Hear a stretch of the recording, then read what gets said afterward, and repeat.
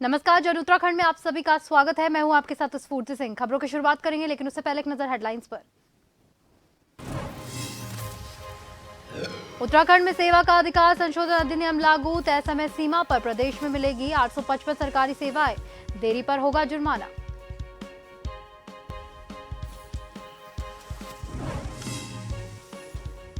उत्तराखंड के राज्यपाल ने सेवा संकल्प संस्थान के महोत्सव में लिया हिस्सा, स्वतंत्रता संग्राम सेनानियों के चित्रों की प्रदर्शनी का किया अवलोकन, कहा आजादी में जनजातीय समुदाय ने दिया अहम योगदान। रुड़की में नवीन मंडी समिति ने चलाया अतिक्रमण हटाओ अभियान, जेसीबी ने किया ध्वस्त, पुलिस जाब्ता रहा मौके पर तैनात।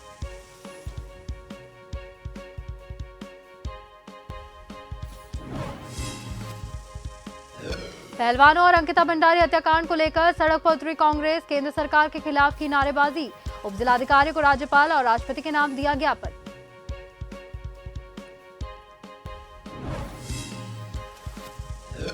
हरिद्वार में कांवड़ मेले को लेकर तैयारियां, एसएसपी ने थाना प्रभारियों को दिए निर्देश, संवेदनशील स्थानों पर आरएएफ और पुलिस ने निकाला फ्लैग मार्च।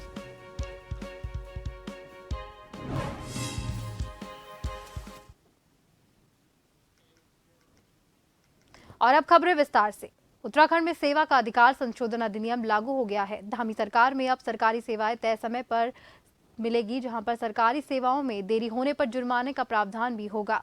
इसको लेकर उत्तराखंड सरकार की ओर से तैयारियां पूरी कर ली गई है, यानी अब जनता को सरकारी सेवाएं देने में देरी करने वाले अफसरों और कर्मचारियों पर जुर्माना लगने का अधिकार आयोग को मिल गया है। राजभवन की मंजूरी के बाद विधायी विभाग ने ये नोटिफिकेशन जारी किया है। सरकार ने विभिन्न विभागों की 855 सेवाएं अधिकार आयोग के अधीन की है, जिनके लिए समय सारणी भी तय की गई है।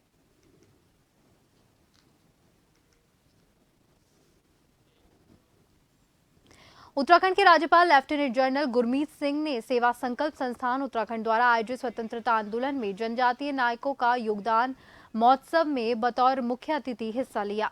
इस दौरान उन्होंने परिसर में लगी स्वतंत्रता संग्राम सेनानियों के चित्रों की प्रदर्शनी का अवलोकन किया।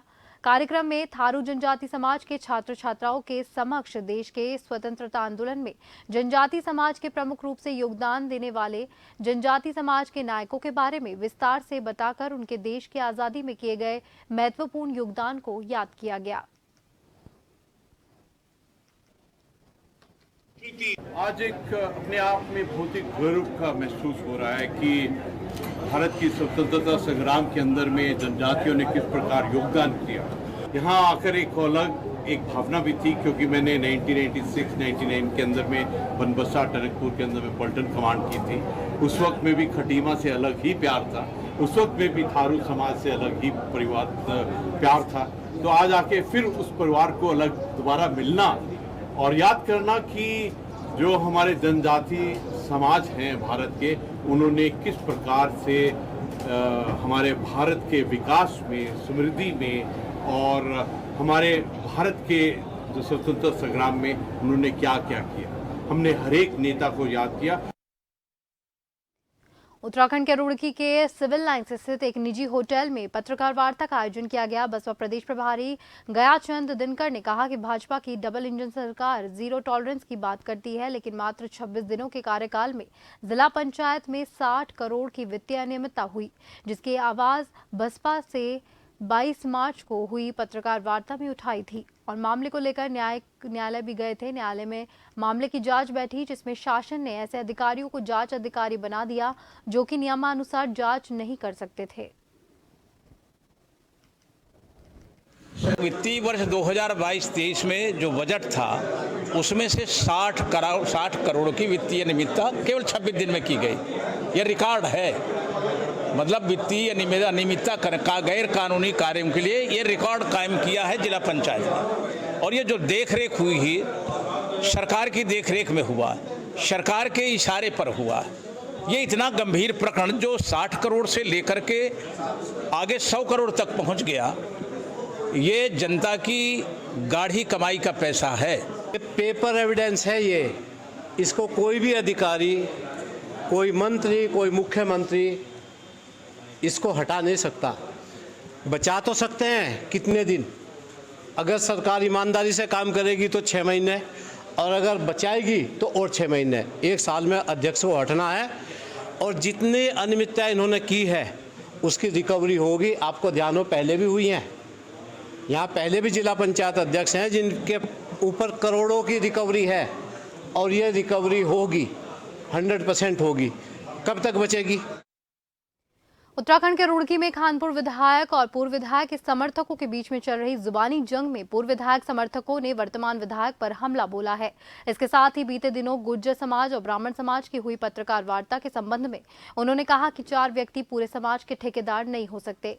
उन्होंने दावा किया है कि इस पत्रकार वार्ता में 36 बिरादरियां के लोग और सभी पूर्व के विधायक कुंवर प्रणव के साथ तनमन धन से है। और रुड़की के प्रशासनिक भवन में आयोजित पत्रकार वार्ता को संबोधित करते हुए मंडी समिति के पूर्व चेयरमैन चौधरी भीम सिंह ने कहा कि खानपुर विधायक उमेश कुमार समाज में भ्रम फैलाने का काम कर रहे हैं।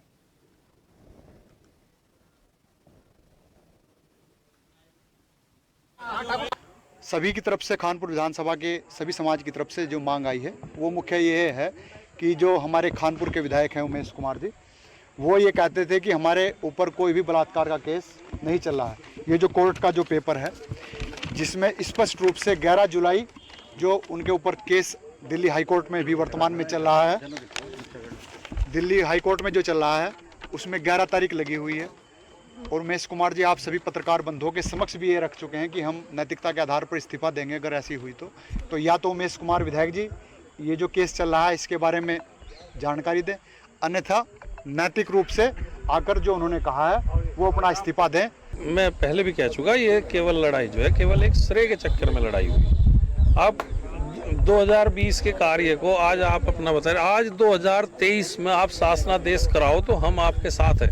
आप विकास कार्य कराओ। आप 28/5/2020 के शासनादेश को कह रहे हैं कि मैंने शासनादेश करा दिया। अरे तारीख तो पढ़ लो भाई, 28/5/2020 उस पर आज की तारीख में आप शासनादेश कराते हैं तो हम आपका सहयोग करेंगे।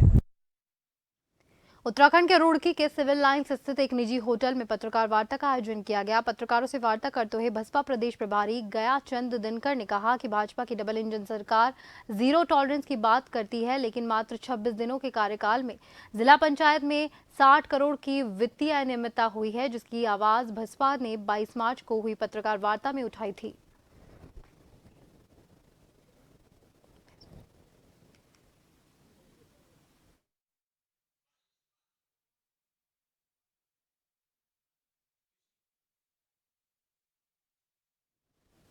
हल्द्वानी के कुमाऊं कार्यालय में भाजपा युवा मोर्चा के प्रदेश अध्यक्ष शशांक रावत ने प्रेस कॉन्फ्रेंस की। उन्होंने बताया कि भाजपा द्वारा चलाए जा रहे महाजनसंपर्क अभियान में युवा मोर्चा द्वारा भी तरह तरह के कार्यक्रम आयोजित किए जा रहे हैं, जिसमें नव मतदाता सम्मेलन के बाद 20 जून तक प्रत्येक विधानसभा में युवा मोर्चा द्वारा रात्रि प्रवास और बाइक रैली के कार्यक्रम कर महाजनसंपर्क अभियान को सफल बनाया जाएगा।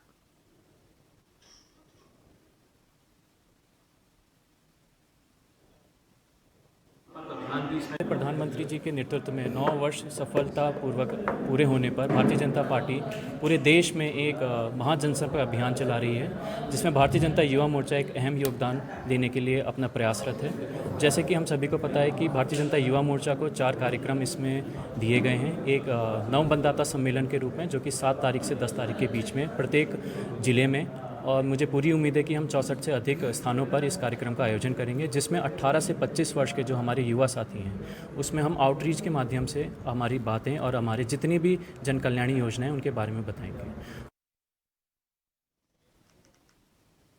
उत्तराखंड के देहरादून में वरिष्ठ कांग्रेस उपाध्यक्ष मथुरा दत्त जोशी ने आयरन फोर्टिफाइड चावल को लेकर प्रेस वार्ता की। जोशी ने केंद्र सरकार पर जमकर निशाना साधा। कहा कि सरकार आयरन फोर्टिफाइड चावल के नाम से आर्टिफिशियल चावल बनाने का काम कर रही है। उन्होंने सरकार की 15 अगस्त 2019 को प्रधानमंत्री ने आर्टिफिशियल चावल की योजना का विरोध किया। कहा कि सरकार 80 करोड़ जनता को जहर बांटने का काम कर रही है।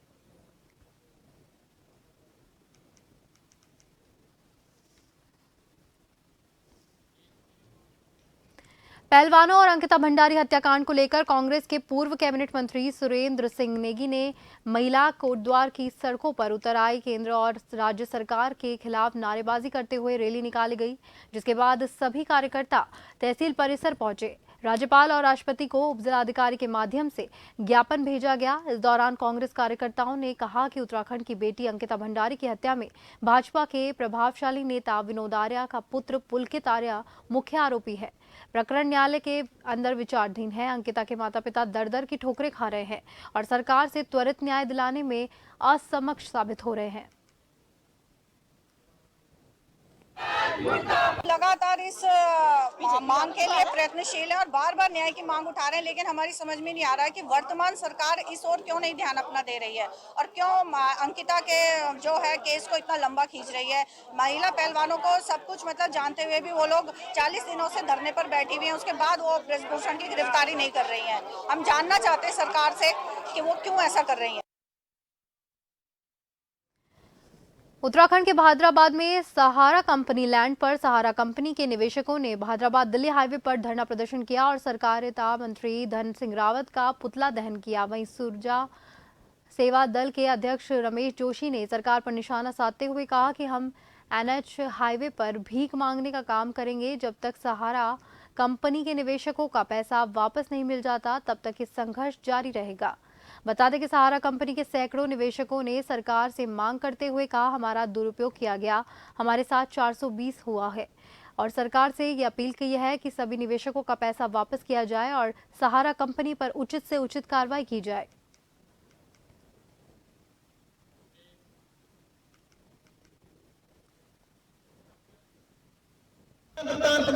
माननीय सर्वोच्चतम न्यायालय ने यह नहीं कहा कि निवेशकों का पैसा मरवा दो, उन्होंने कहा है कि इनका पैसा दिलवाओ। किस प्रकार दिलवाएंगे सरकार तय करेगी। आप लोग सरकार के पैरोकार है, सरकार निवेशकों के लिए या भूमाफियाओं के लिए? वो निवेशकों के साथ है। अब पहले तो सरकार ने जब स्टे दे दिया पूर्व डीएम साहब ने, विनय शंकर पांडे जी ने, तो शासन को इस पर संज्ञान लेना चाहिए था। कैसे इन्होंने इतने ईमानदार जो जिलाधिकारी हैं, जो तत्कालीन उनकी छवि धूमिल करने के लिए शासन ने आदेश करके भेजा, गुमराह कर रहे हैं जिलाधिकारी महोदय को। मैं सरकार से पुनः धन सिंह रावत से मैं पुनः मांग कर रहा हूँ, तत्काल प्रभाव से बर्ड्स एक्ट के अनुरूप इसको सील करें, तत्काल प्रभाव से काम रोकें। पहले सहारा निवेशकों का पैसा दे, फिर काम चलवाएं। हम यहाँ सहारा से आए हैं, हम उसमें कार्रवाई करते थे और ये 12 साल हो गया काम करते थे, अभी तक हमारा कोई पैसा नहीं मिला है। हमारे से ये बोला गया है कि हमारे पे जितना आप लोगों के देनदारी है उससे ज़्यादा हमारे पास संपत्ति है और उसका ज़्यादा जब भुगतान होगा तो हम चाहे हमको संपत्ति बेच के अपना भुगतान करना पड़े, हम आपका भुगतान करेंगे।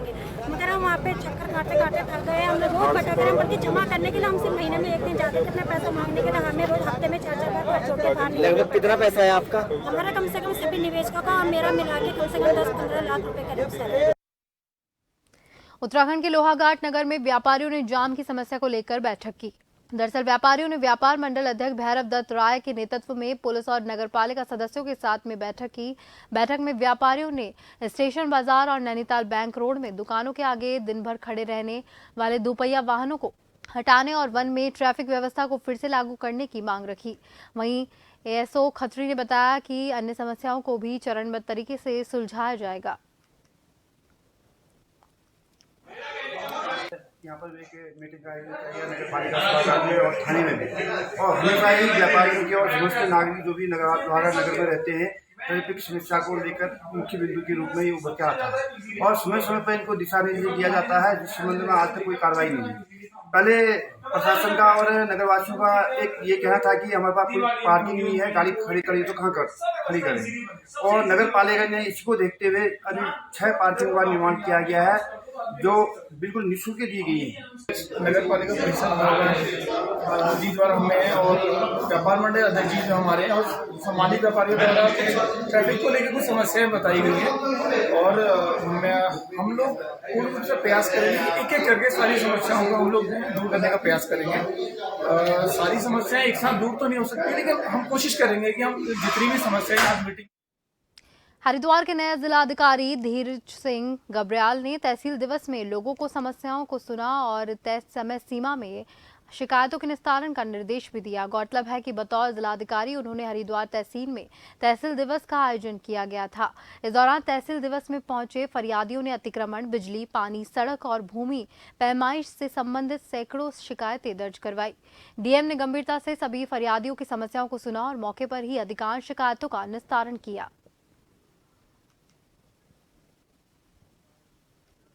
अतिक्रमण को लेके और चक्रोड को लेके, पैमाइश को लेके और किसी के पेंशन को लेके, ये छोटी छोटी शिकायतें यहाँ पे दर्ज हुई हैं और मैक्सिमम शिकायतों का निस्तारण हम लोगों ने मौके पे किया है। और कुछ शिकायतें जिनका नेचर जो दीर्घकालिक, जिसमें समय मतलब ज़्यादा लग सकता है, तो उसके लिए समयबद्ध रूप से 10 दिन का 15 दिन का समय निर्धारित करते हुए हम लोगों ने संबंधित अधिकारियों को निर्देशित किया है।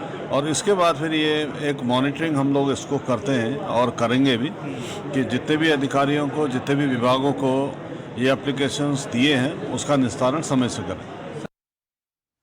हरिद्वार में एसएसपी हरिद्वार द्वारा आगामी कावड़ मेला शुरू होने से पहले पूर्व समस्त थाना प्रभारियों को जरूरी व्यवस्थाओं को दुरुस्त करने के निर्देश दिए गए। कोतवाली ज्वालापुर पुलिस द्वारा आरएएफ की 108वीं वाहिनी के साथ मिलकर आगामी कावड़ मेले के दृष्टिगत शांति व्यवस्था बनाए रखने के लिए कोतवाली ज्वालापुर क्षेत्र में संवेदनशील स्थानों में फ्लैग मार्च निकाला गया। साथ ही आरएएफ अधिकारी को थाना ज्वालापुर स्थित क्षेत्र की आवश्यक भौगोलिक स्थिति और महत्वपूर्ण संवेदनशील स्थानों के संबंध में जानकारी दी।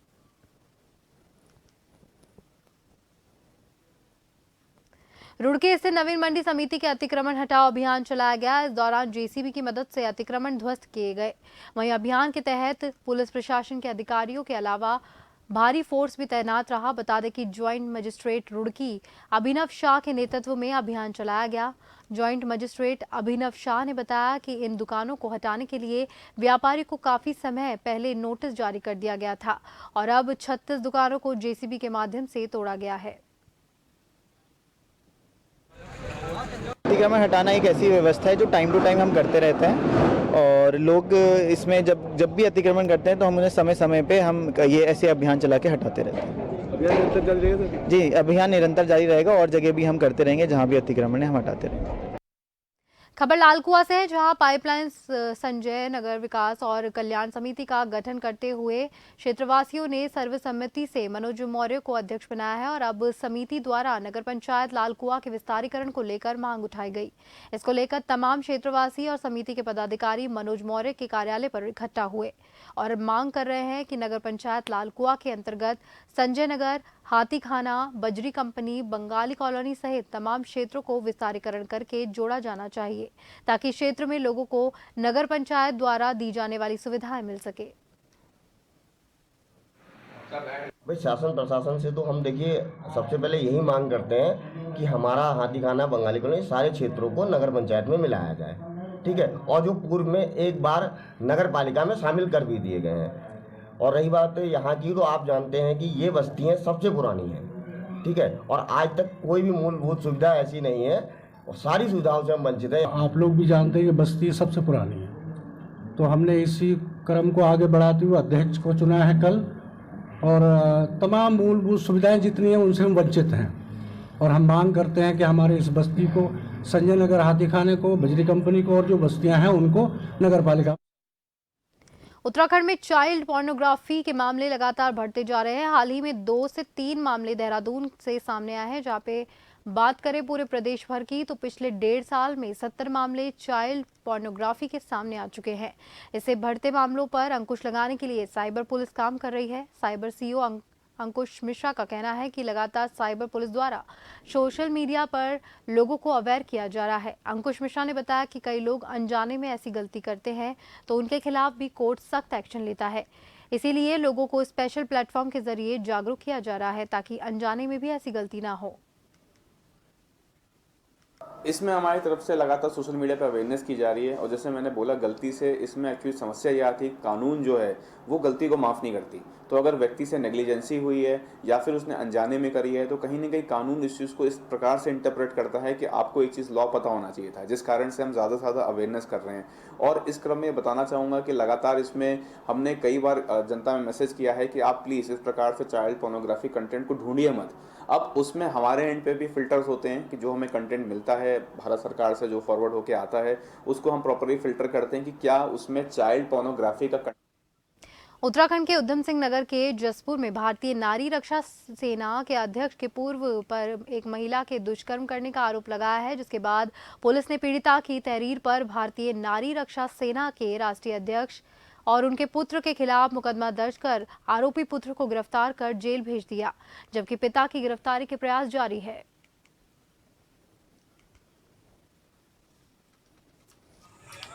पीड़िता की तहरीर के आधार पर 376 का मुकदमा पंजीकृत किया गया है, जिसमें पीड़िता के द्वारा ये कहना है कि वो इस संगठन में काम करती थी और उसमें ये संगठन के जो संचालक हैं इनके पुत्र के द्वारा, जिसका नाम जसवीर है, उनके साथ दुष्कर्म किया गया।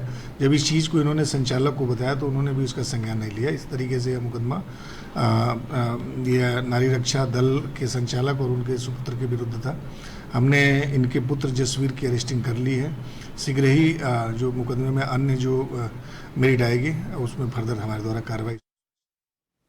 उत्तराखंड के देहरादून के पछवा दून में लव जिहाद का मामला भी सामने आया है। पछवा दून में हो रहे एक के बाद एक अपराधों ने कानून व्यवस्था पर सवालिया निशान खड़ा कर दिया है, जिसको लेकर कानून व्यवस्था पर जिला कांग्रेस कमेटी पछवा दून की अध्यक्ष लक्ष्मी अग्रवाल ने कांग्रेस कार्यकर्ताओं समेत ज्ञापन सौंपा है। लक्ष्मी अग्रवाल ने कहा है कि पिछले कुछ दिनों से पछवा दून में कई ऐसी घटनाएं हुई है जिससे पछवा दून की कानून व्यवस्था पूरी तरह से चरमरा गई है। पुलिस ने कहा कि ज्ञापन में पुलिस महानिदेशक की से मांग की है कि सभी मामलों में पुलिस की निष्पक्ष कार्रवाई जल्द से जल्द हो सके। लव जिहाद के नाम पर पछवा दून क्षेत्र है, पूरे प्रदेश में जो है एक जो समाज को बांटने का काम किया जा रहा है, जो वैमनस्यता फैलाने की बात की जा रही है, जो आपसी सौहार्द को खत्म करने का काम किया जा रहा है, ये बिल्कुल गलत है। बिल्कुल जो अपराधी है उसके खिलाफ कार्रवाई होनी चाहिए, लेकिन इसके पीछे इसकी आड़ में जो है एक समुदाय विशेष को परेशान करने का, डराने का। रुड़की के रामनगर चौक स्थित अंग्रेजी शराब की दुकान में एक गाड़ी चलाने वाले ड्राइवर ने फांसी लगाकर आत्महत्या कर ली। मौके पर पहुंची पुलिस ने शव का पंचनामा भरकर पोस्टमार्टम के लिए सरकारी अस्पताल में भिजवा दिया है। वहीं पुलिस के कारणों को जानने की अंदर जुटी है। मृतक हिमाचल प्रदेश का रहने वाला बताया जा रहा है। गाड़ी पर चालक के रूप में काम करता था। ये ड्राइवर था हमारा, क्या नाम, गाड़ी चलाता था, तो रात को यहीं पे रहता था। हम लोग अंदर सोते हैं, ये सोता है वो अंदर बाहर कैंटीन में। क्या नाम था इसका? शौकीन। तो हम सुबह जब 5 बजे उठे तो तब हमने देखा, तभी हमने पुलिस को कॉल किया, पुलिस आई, पुलिस वालों के सामने फिर पुलिस वालों ने उतारा। क्या किया इसने? फांसी लगा रखी सर, रस्सी से ना। गाड़ी चलाता है तो गाड़ी में वो टोचन करने के लिए रस्सी रखते हैं, तो उस रस्सी से फांसी लगाई सर। उत्तराखंड के लोहाघाट में लोहाघाट न्यायिक बंदी गृह में स्वास्थ्य शिविर का आयोजन किया गया। आयोजन जिला विधिक सेवा प्राधिकरण चंपावत के अध्यक्ष जिला जज कहकशा खान के दिशा निर्देश पर जिला विधिक सेवा प्राधिकरण सचिव शिवानी पसबोला के नेतृत्व में किया गया। स्वास्थ्य शिविर में स्वास्थ्य विभाग की टीम ने सभी विचाराधीन बंदियों का स्वास्थ्य परीक्षण कर उनकी समस्याओं के बारे में जाना गया। इसके अलावा विधिक सेवा प्राधिकरण सचिव शिवानी पसबोला ने तहसील कार्यालय लोहाघाट में लीगल एड क्लिनिक का निरीक्षण किया। आपको बता दें कि इस मौके पर डिफेंस काउंसिल विजय राय, BLB राजीव मुरारी आदि मौजूद रहे। माननीय राज्य विधिक सेवा प्राधिकरण की ओर से निर्देश थे कि हम लोग जेलों में मेडिकल कैंप ऑर्गेनाइज करवाएं स्वास्थ्य विभाग के सहयोग से, ताकि कैदियों के जब तक का उनका टेन्योर है यहाँ रहने का या उनकी सजा का अवधि है तो उनका स्वास्थ्य ठीक रह सके। तो इसी के अनुपालन में हम लोगों के द्वारा स्वास्थ्य विभाग के सहयोग से आज यहाँ पे स्वास्थ्य शिविर का आयोजन किया गया और साथ ही साथ उनकी जो भी विधिक सहायता कर सकते थे वो भी करी गई है। जैसे अगर किसी को कोई प्रॉब्लम है लीगल एड संबंधित तो वो भी सुना गया। हमारे साथ पैनल एडवोकेट महोदय आ रखे हैं, उन्होंने नोट किया है उन सभी समस्या। उत्तराखंड के जनपद उत्तरकाशी में पिछले 12 साल पहले 26 करोड़ की लागत से बने भवन में इंजीनियरिंग कॉलेज खुलने से जनपद में खुशी की लहर है। बता दें कि 2011 में तत्कालीन मुख्यमंत्री विजय बहुगुणा ने इस भवन का निर्माण करवाया था, लेकिन 12 साल से यहां कक्षाएं संचालित नहीं हो पाई थी, जिसके लिए यहां पर कई बार आंदोलन भी हुए थे।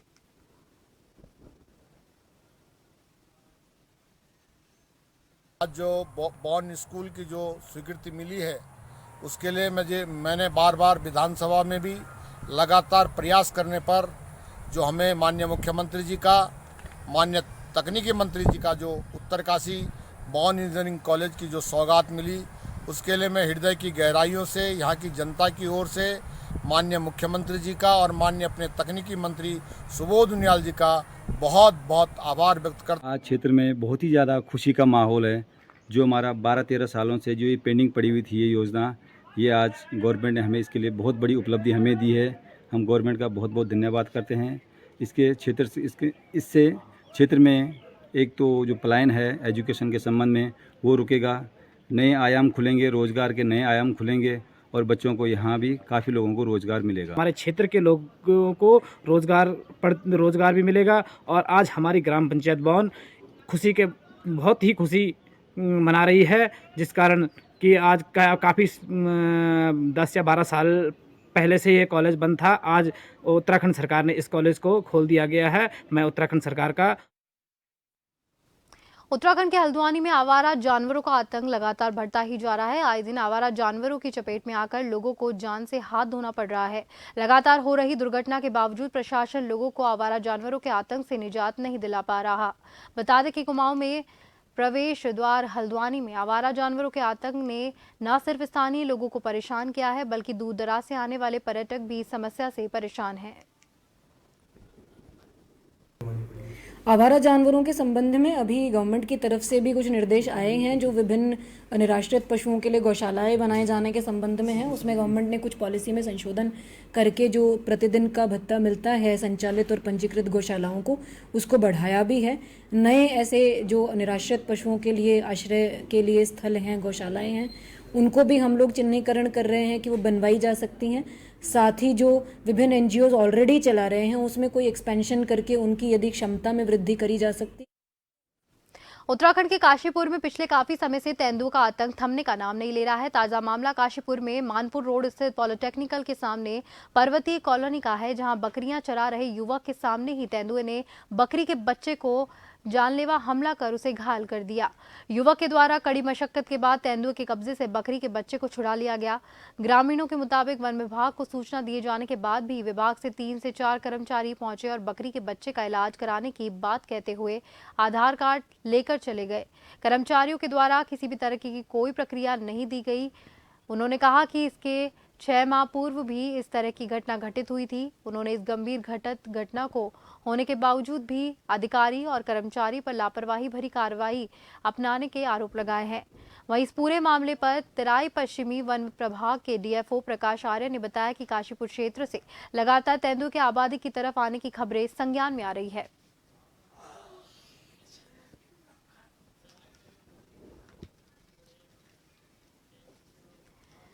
इसी के साथ जन उत्तराखंड में फिलहाल के लिए इतना ही। मुझे दीजिए इजाजत। नमस्कार।